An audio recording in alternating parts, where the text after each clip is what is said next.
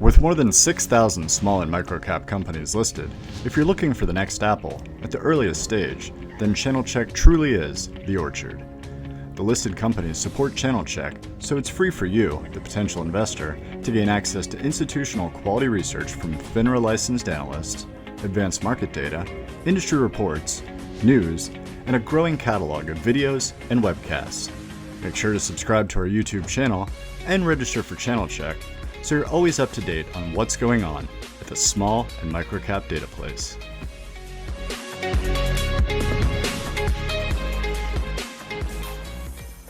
Welcome to the C-Suite series presented by channelchek and Noble Capital Markets.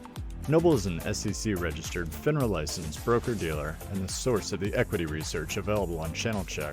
Today's interview features STEM Holdings, OTC ticker symbol STMH. Noble Senior Research Analyst Joe Gomes interviews STEM Holdings CEO Adam Berk. Visit channelchek.com or click the link in the description for Noble's research on STEM Holdings, as well as news and advanced market data. And now, here's Joe and Adam. With us today is Adam Berk, CEO of STEM Holdings. Good afternoon, Adam, and thanks for taking the time to sit down with us. Thanks for having me, Joe. So STEM Holdings is the legal entity, but the company recently moved to calling itself Driven by STEM. The company's motto is From Farm to Home. For those in the audience unfamiliar with Driven by STEM, can you talk a little bit about the company's history and what you do, along with your personal history with Driven by STEM? Absolutely. And I think to really explain this answer properly, one must really understand the rationale of the name and motto of the company and the strategy of where I came from. So my background originally was food and beverage. I started the first online patented food ordering system called Osmio, which later became Grubhub. As CEO of Osmio, I expanded that company to 12 markets in the US and opened up a London office. After that liquidity event, I then moved to Florida, started a successful CPG company called Hide for Men. It was an artisanal men's grooming line for the mass market retail. And then after that liquidity event, I decided to build a vertically integrated, branded cannabis company called STEM Holdings. The basis at STEM always was good inputs will give you good outputs. We wanted more than just pretty packaging, but we wanted top shelf flower that was grown in no-till living soil, fully organic and sustainable. And this was the rationale of why we acquired TJ's Gardens operating out of the Pacific Northwest. After that acquisition, we then acquired their closest competitor, a company called Yerba Buena Farms, and that helped us continue to increase our footprint. We then launched our edibles brand, Carnivore, which is now award-winning, and then launched our retail footprint in the state of Oregon. After that, we expanded to Nevada. We built out cultivation and processing there, then acquired a well-known medical dispensary in El Dorado, California, called Foothills Health and Wellness. We then built a dispensary in Massachusetts called Revel. Once COVID happened, we realized that we needed to be in the last mile delivery business for cannabis. With my background in online food ordering and delivery, it was an easy migration. But what I realized was we didn't have 2 years to build it like I did at Osmio. And that's why we went out and we decided to acquire it. Driven was the second largest cannabis e-commerce and delivery company in the state of California. They had 250 drivers. They were doing about 750 deliveries a day. They had a customized tech stack and 3 non-storefront retail delivery licenses. They really had the infrastructure to expand throughout the state of California, and I knew I could take that application nationwide. After acquiring them, I really liked the Driven name, but I was also wedded to the STEM Holdings name, so I decided to appease both sides by calling it Driven by STEM. That's now our DBA. We will do a formal name change at our upcoming shareholders meeting. But we really are the true vertical e-commerce and delivery as a service cannabis operator.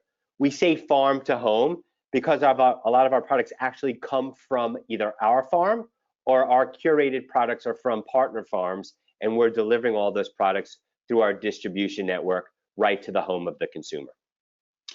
So let's take a step back and talk a little bit more about driven deliveries. Can you delve a little more into the delivery model? Why does it make sense in the cannabis industry? Yeah, I mean, absolutely. So consumers want ease and convenience, right? They are staying home because of COVID. It's important to be an omni-channel retailer. It's important to make those deliveries to the homes. With COVID, like I said, buying behavior has completely changed for every consumer. And we just don't see it going back where people are going to be leaving their homes and going to retail on a regular basis. So with driven deliveries, once again, our rationale was we want to make it easy, we want to make it convenient, we want to give people accessibility to these brands at the tip of their finger. And that's why we went out, we acquired driven deliveries. That's why e-commerce and delivery makes sense, because it makes sense for every business, whether you're buying toothpaste, toilet paper, or cannabis.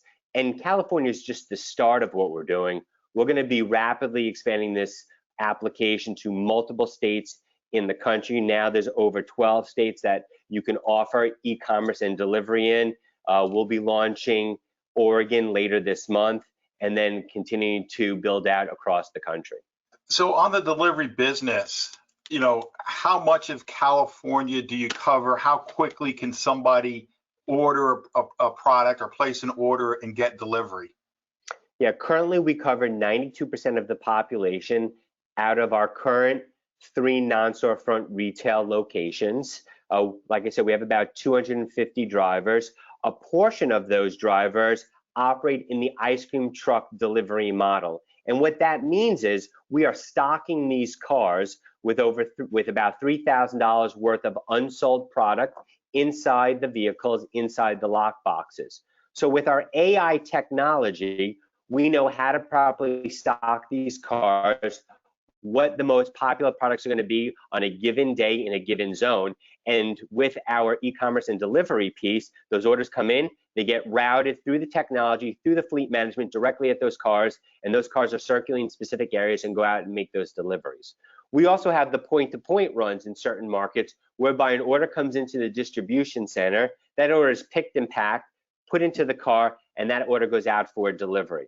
We will continue to expand in the California market. We will get deeper in more regions by adding more non-storefront retail licenses over the next year, and that will in fact reduce the windshield time of our drivers, allowing these routes to be more efficient and allowing us to put more drivers on the road in a specific region. Can you provide some insight into the current markets in which the company operates, California, Oregon, Mass? What's the company done to position itself to succeed in these markets? Absolutely. So currently, for the e-commerce and delivery business, right now that's exclusively in California. We will be launching e-commerce and delivery in Oregon as our first expansion state, which will be later this month. We've already hired the drivers.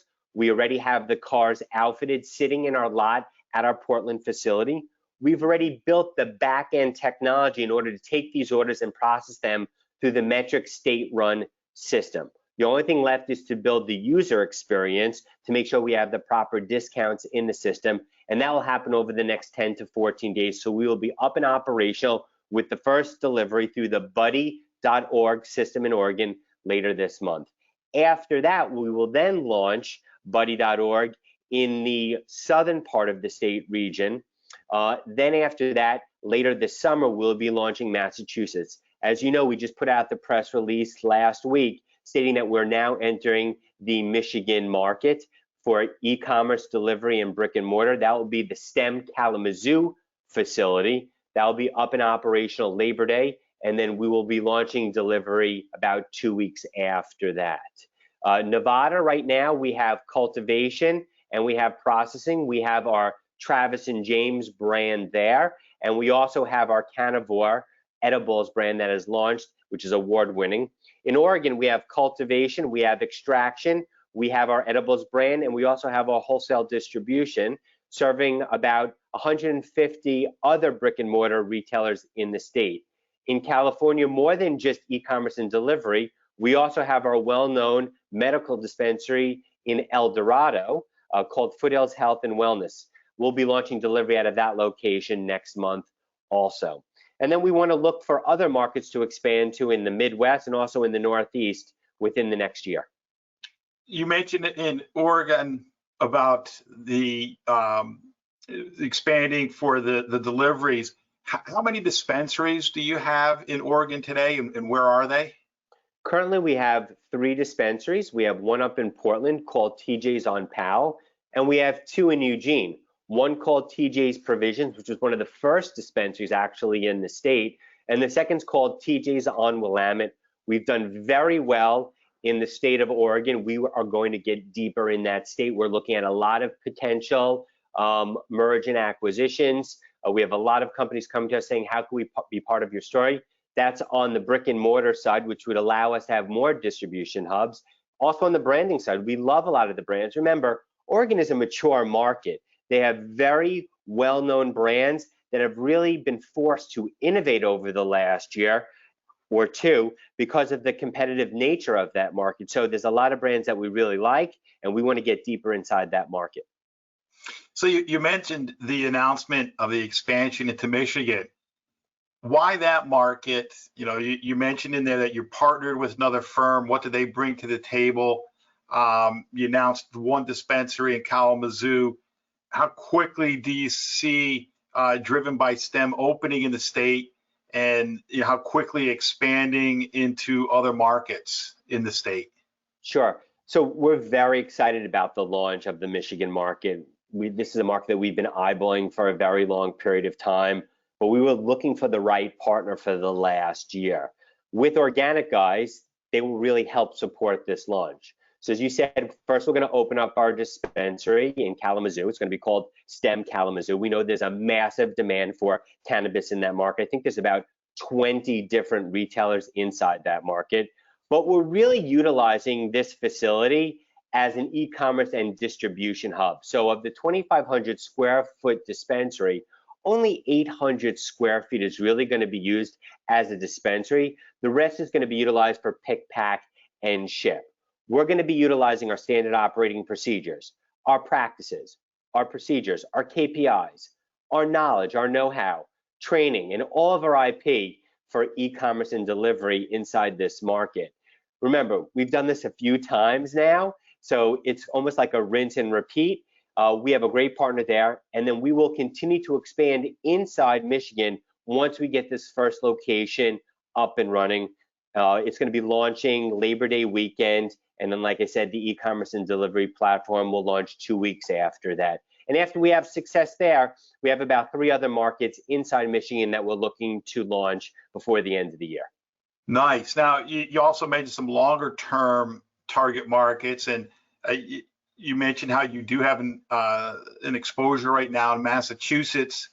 As you are well aware, New York recently has approved, New Jersey has approved. Would those be markets in which you would be interested?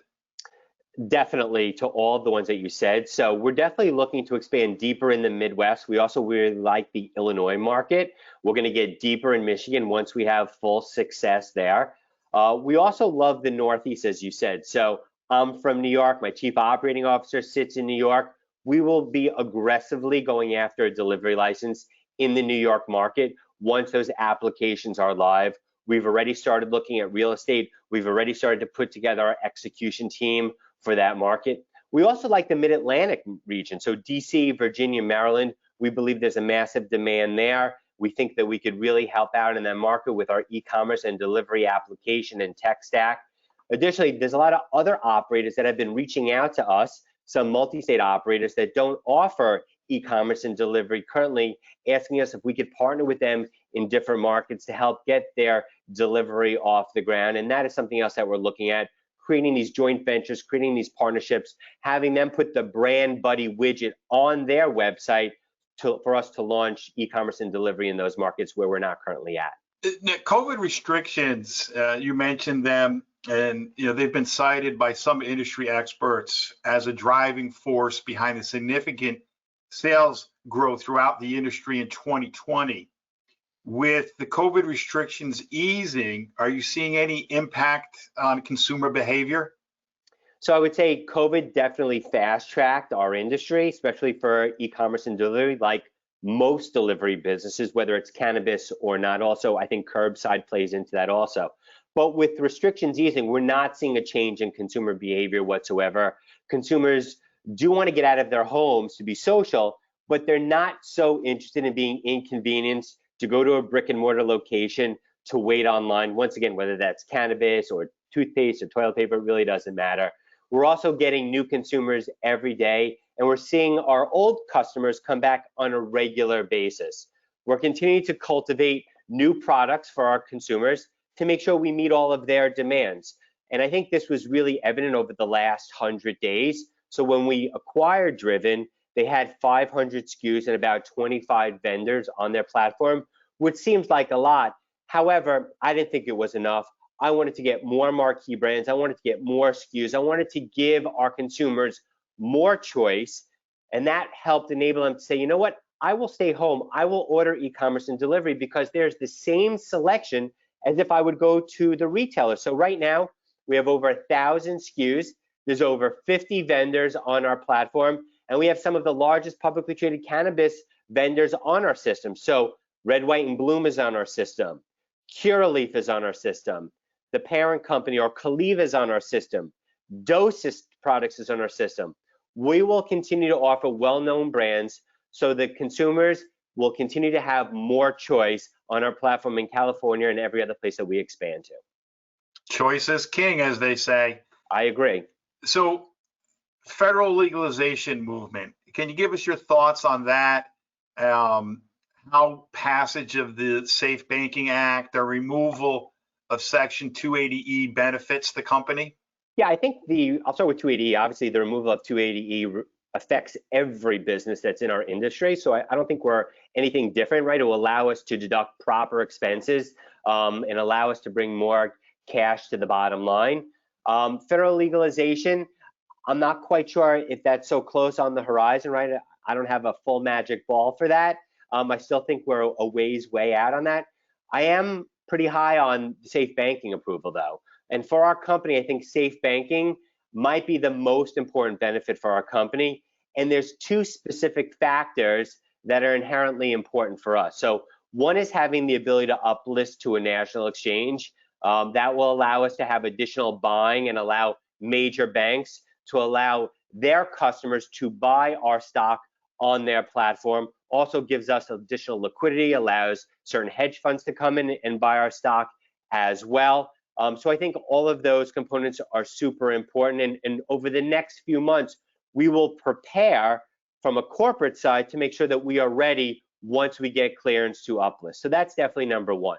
The second aspect of safe banking, which I think is very important specifically for Driven by STEM, is credit card processing. So as I alluded to previously, having the ability for consumers to pay by credit card would increase the average check, we believe, by 30 to 40%. Right now, our average check is about $67. We believe that that jumps to about $100 an average check with credit card processing. It additionally would allow, I think, a higher adoption rate for the platform. So right now, still consumers have to leave their homes to go to an ATM to get cash, to then come back and order through our platform. I know that could be annoying to some consumers. So once there is credit card processing, we believe that the consumers will never have to leave their homes to buy cannabis. They'll be able to go on the platform, click checkout, put in their credit card number, the transaction gets processed, they can wait at home for that 60-minute delivery for their product and never have to leave.